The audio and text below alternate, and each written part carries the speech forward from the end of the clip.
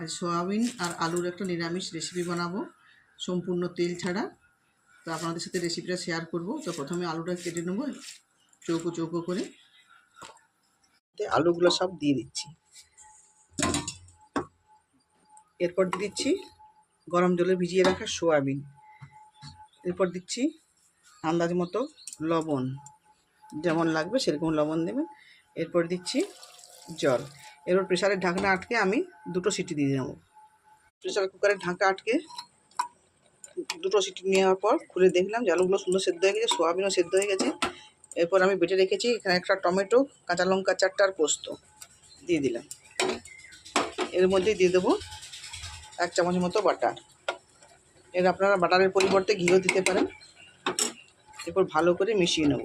দিলেই রেডি হয়ে যাবে একদম তেল ছাড়া সুন্দর একটা আলু পোস্ত রেসিপি। ঝোল ঝোল করে নামিয়ে নিয়েছি আলু পোস্তটা। এরপর পরিবেশন করছি।